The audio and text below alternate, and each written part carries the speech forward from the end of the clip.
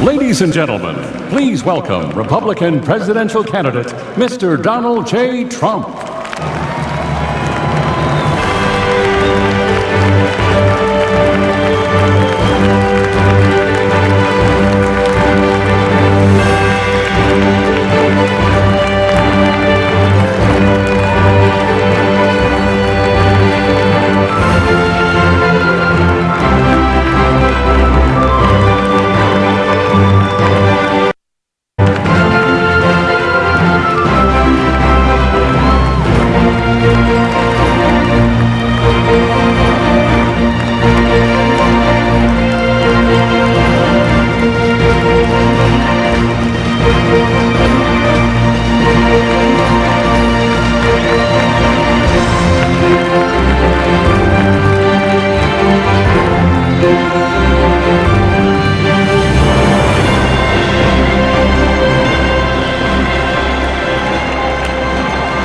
Good evening. Thank you very much. I speak to you today as a lifelong supporter and true friend of Israel.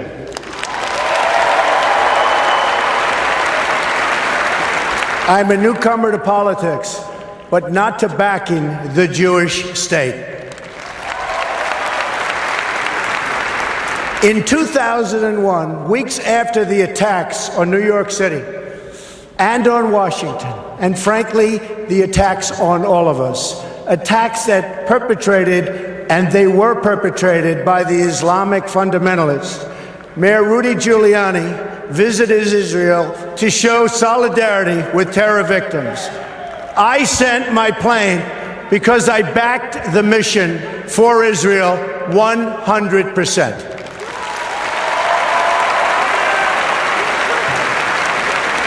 In spring of 2004, at the height of the violence in the Gaza Strip, I was the Grand Marshal of the 40th Salute to Israel Parade, the largest single gathering in support of the Jewish state.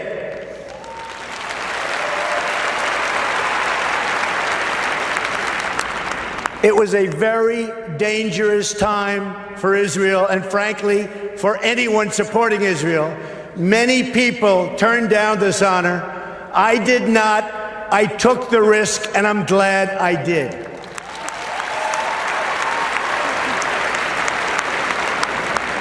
But I didn't come here tonight to pander to you about Israel. That's what politicians do. All talk, no action, believe me. I came here to speak to you about where I stand on the future of American relations with our strategic ally, our unbreakable friendship, and our cultural brother, the only democracy in the Middle East, the State of Israel.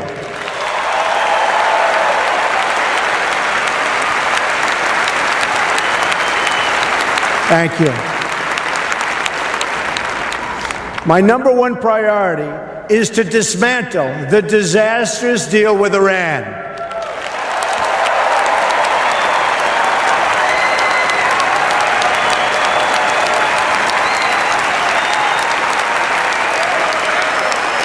Thank you. Thank you. I have been in business a long time. I know deal making.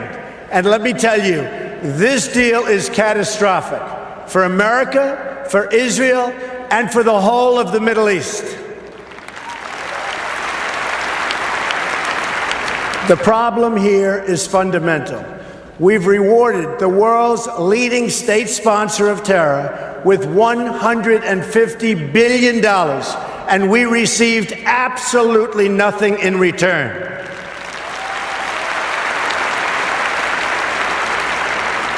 I've studied this issue in great detail, I would say actually greater by far than anybody else.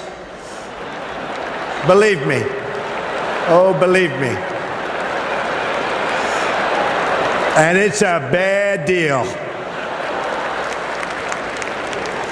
The biggest concern with the deal is not necessarily that Iran is going to violate it, because already, as you know, it has, The bigger problem is that they can keep the terms and still get the bomb by simply running out the clock. And of course, they'll keep the billions and billions of dollars that we so stupidly and foolishly gave them.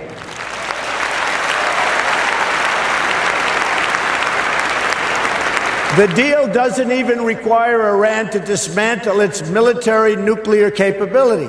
Yes, it places limits on its military nuclear program for only a certain number of years. Restrictions expire, Iran will have an industrial-sized military nuclear capability ready to go and with zero provision for delay, no matter how bad Iran's behavior is. Terrible, terrible situation that we are all placed in, and especially Israel.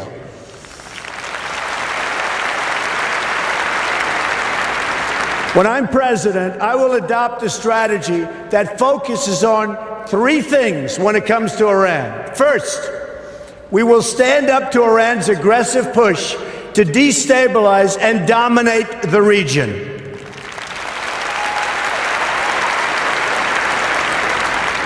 Iran is a very big problem and will continue to be. But if I'm not elected president, I know how to deal with trouble. And believe me, that's why I'm going to be elected president, folks.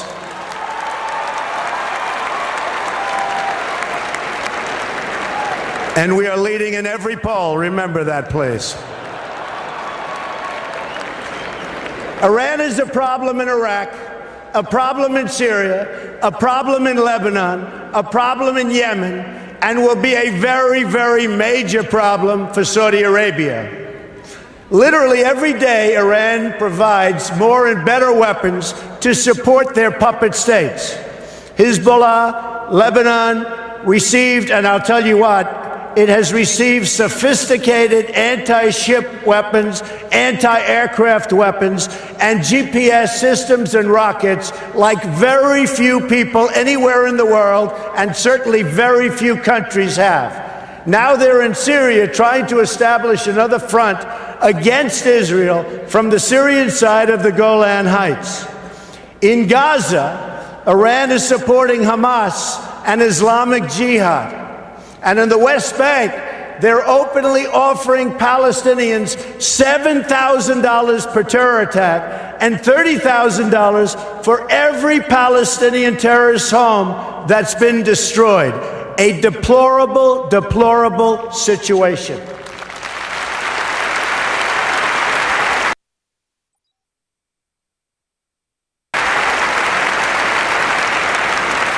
Iran is financing military forces throughout the Middle East, and it's absolutely incredible that we handed them over $150 billion to do even more toward the many horrible acts of terror.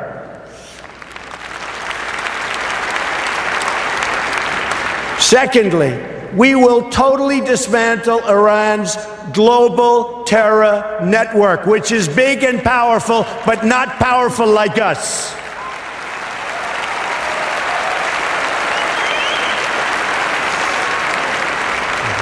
Iran has seeded terror groups all over the world. During the last 5 years, Iran has perpetuated terror attacks in 25 different countries on 5 continents. They've got terror cells everywhere, including in the Western Hemisphere, very close to home.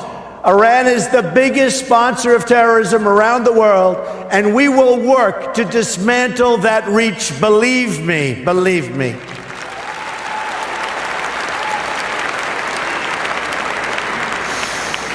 Third, at the very least, we must enforce the terms of the previous deal to hold Iran totally accountable, and we will enforce it like you've never seen a contract enforced before, folks. Believe me.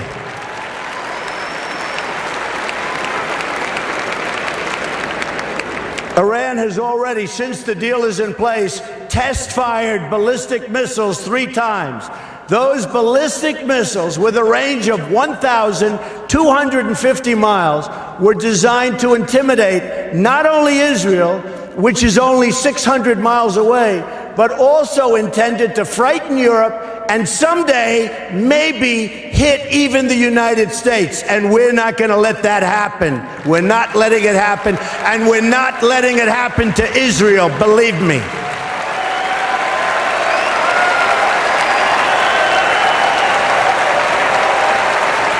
Thank you.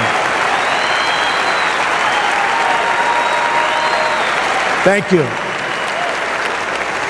Do you want to hear something really shocking? As many of the great people in this room know, painted on those missiles in both Hebrew and Farsi were the words, "Israel must be the face of the earth."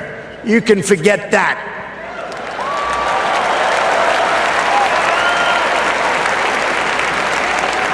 What kind of demented minds write that in Hebrew? And here's another. You talk about twisted. Here's another twisted part. Testing these missiles does not even violate the horrible deal that we've made. The deal is silent on test missiles. But those tests do violate the United Nations Security Council resolutions. The problem is no one has done anything about it. We will, I promise we will.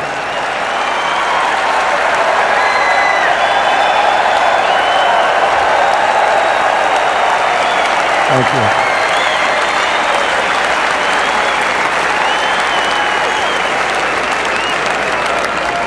you. Which brings me to my next point, the utter weakness and incompetence of the United Nations.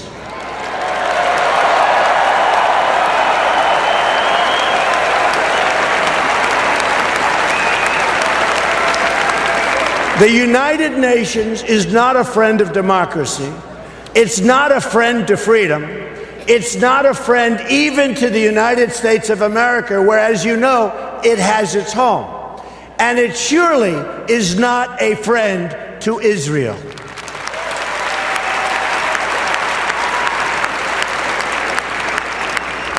With President Obama in his final year, yay.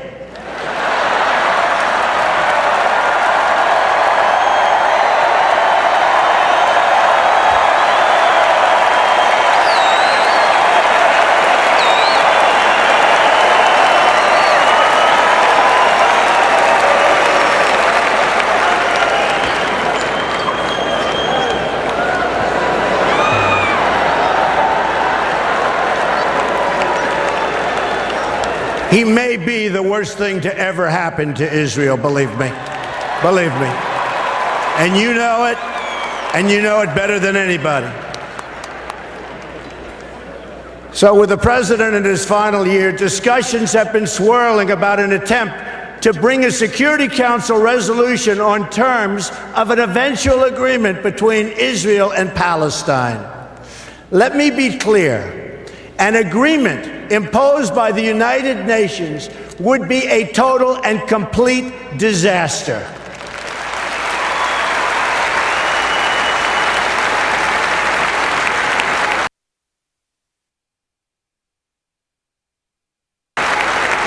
The United States must oppose this resolution and use the power of our veto, which I will use as president 100%.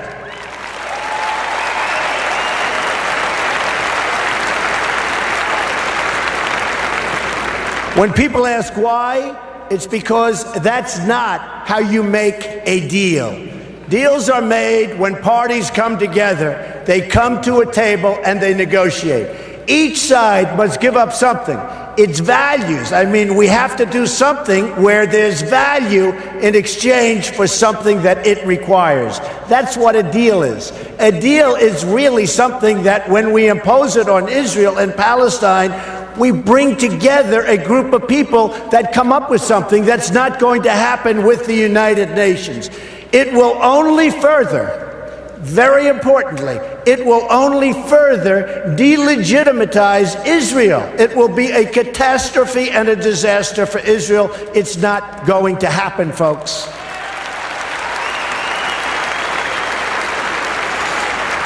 And further, it would reward Palestinian terrorism because every day they're stabbing Israelis and even Americans. Just last week, African-American Taylor Allen Force, a West Point grad, phenomenal young person who served in Iraq and Afghanistan, was murdered in the street by a knife-wielding Palestinian. You don't reward behavior like that. You cannot do it.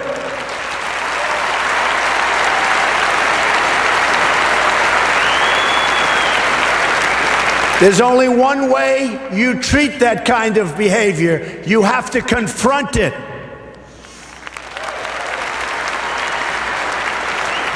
So it's not up to the United Nations to really go with a solution. It's really the parties that must negotiate a resolution.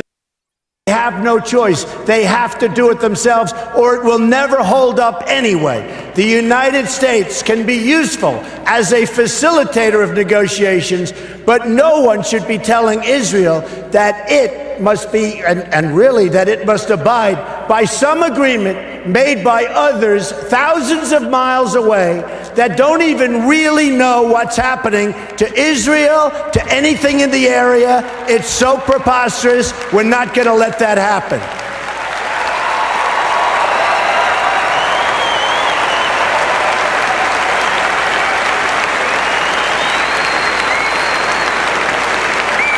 When I'm president, believe me, I will veto any attempt by the UN to impose its will on the Jewish state.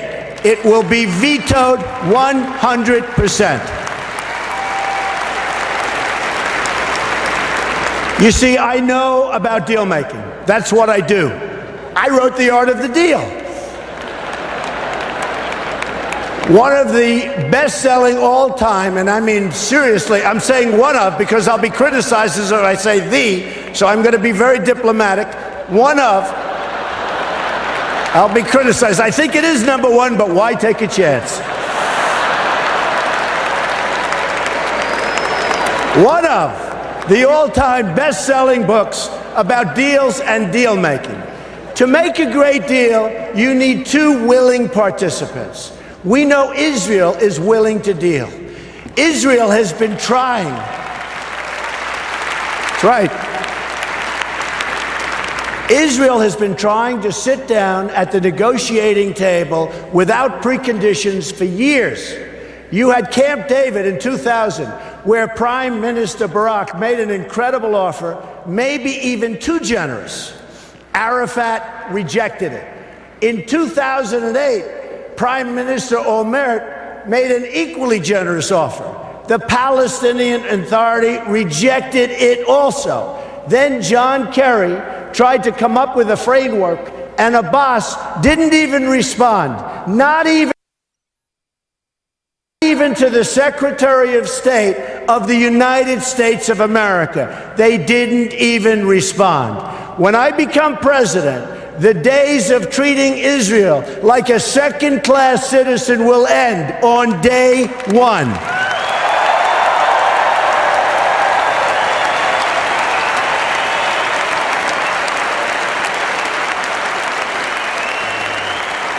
Thank you. And when I say something, I mean it. I mean it. I will meet with Prime Minister Netanyahu immediately. I have known him for many years and will be able to work closely together to help bring stability and peace to Israel and to the entire region. Meanwhile, every single day, you have rampant incitement and children being taught to hate Israel and to hate the Jews. It has to stop.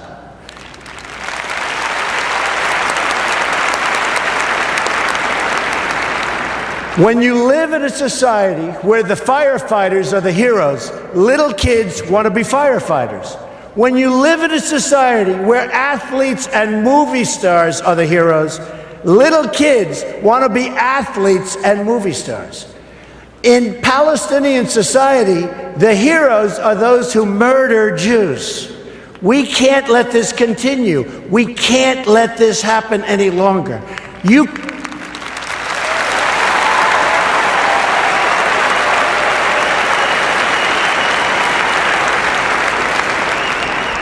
You cannot achieve peace if terrorists are treated as martyrs. Glorifying terrorists is a tremendous barrier to peace. It is a horrible, horrible way to think. It's a barrier that can't be broken. That will end, and it'll end soon, believe me.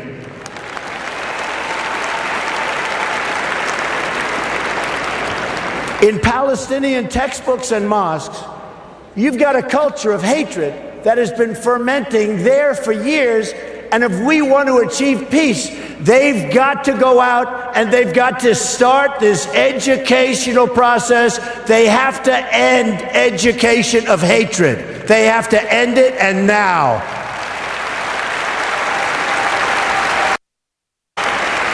There is no moral equivalency. Israel does not name public squares after terrorists.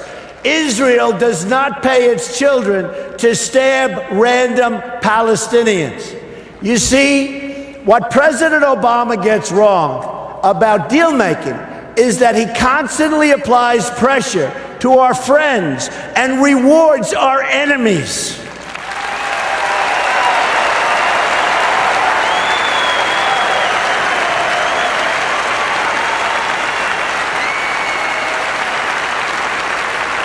And you see that happening all the time. That pattern practiced by the president and his administration, including former Secretary of State Hillary Clinton, who is a total disaster, by the way.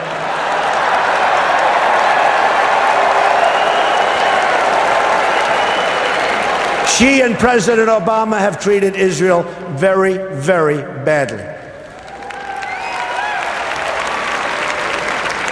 But it's repeated itself over and over again and has done nothing to embolden those who hate America. We saw that with releasing the $150 billion to Iran in the hope that they would magically join the world community. It didn't happen. President Obama thinks that applying pressure to Israel will force the issue, but it's precisely the opposite that happens. Already, half of the population of Palestine has been taken over by the Palestinian ISIS and Hamas, and the other half refuses to confront the first half, so it's a very difficult situation that's never going to get solved unless you have great leadership right here in the United States. We'll get it solved one way or the other. We will get it solved.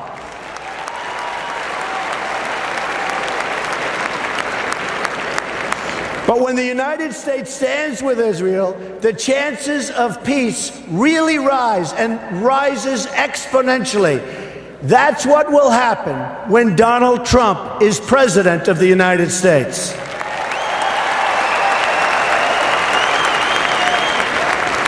We will move the American embassy to the eternal capital of the Jewish people, Jerusalem.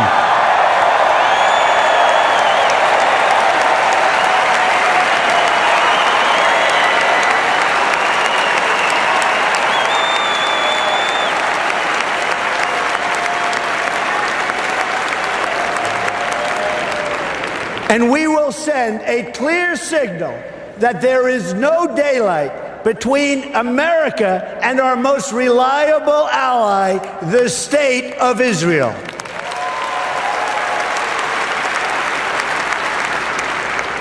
The Palestinians must come to the table knowing that the bond between the United States and Israel is absolutely, totally unbreakable.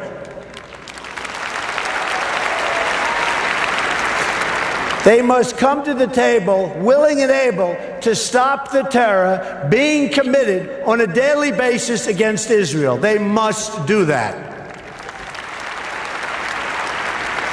And they must come to the table willing to accept that Israel is a Jewish state and it will forever exist as a Jewish state.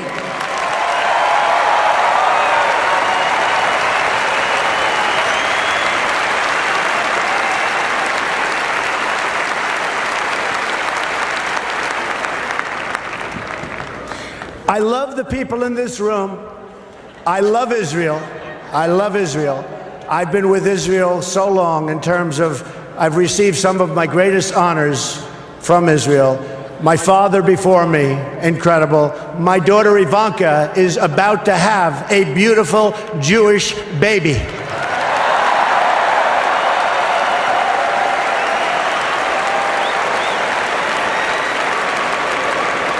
In fact, it could be happening right now, which would be very nice as far as I'm concerned.